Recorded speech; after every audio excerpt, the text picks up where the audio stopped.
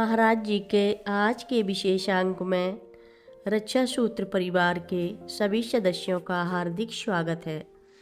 बाबा जी के भक्तों को राम राम। धन और प्रभाव तुम्हारे लिए नहीं है, जैसी तुम्हारी इच्छा हो वैसे ही भोगो।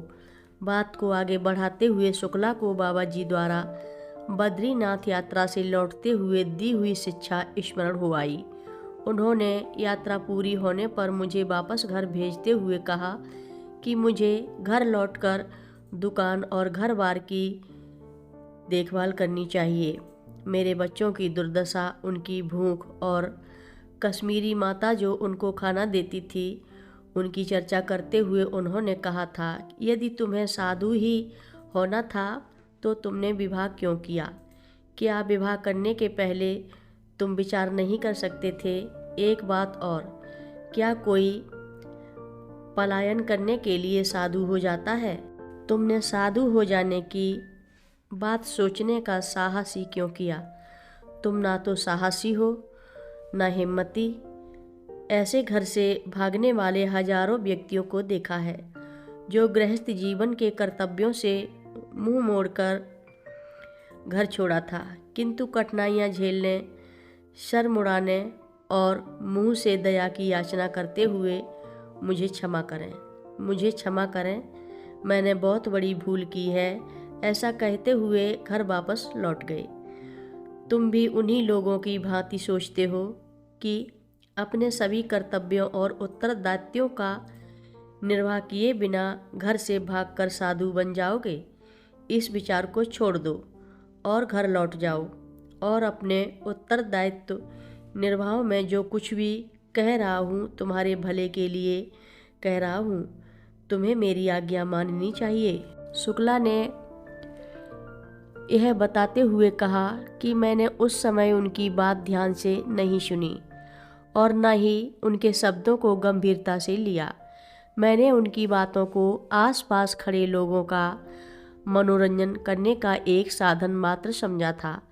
तुलाराम कहते थे कि आपके ही कारण हम लोगों को आनंद मिल पाता है, किंतु अब हमारी समझ में आता है कि उन शब्दों का हमारे लिए वास्तव में क्या अर्थ था और वे हमारी और हमारी संतानों की सदैव कैसे चिंता किया करते थे। बाबा जी हर एक भक्त की परीक्षा लेते थे और जानते थे कि उनके मन में क्या चल रहा है।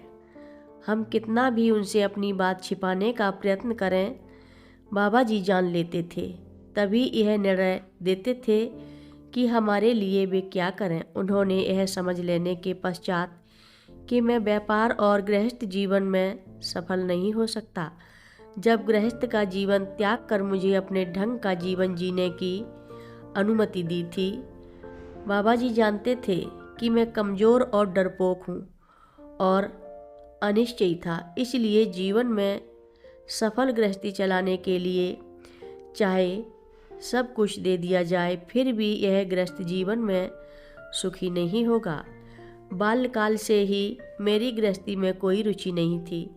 मेरे माँ बाप यह जानते थे कि मैं दुकान नहीं चला सकूँगा, इसलिए मेरी कपड़े की दुकान उन्होंने बंद करा दी थी और इसलिए मेरे पिता माँ ने सभी प्रकार के कर्म कांड और स्थितियों और प्रार्थनाओं की शिक्षा दे दी थी। बाबा जी इन सब तथ्यों से परिचित थे, इसलिए उन्होंने मेरे लिए इसी प्रकार के कार्यों की व्यवस्था भी की थी।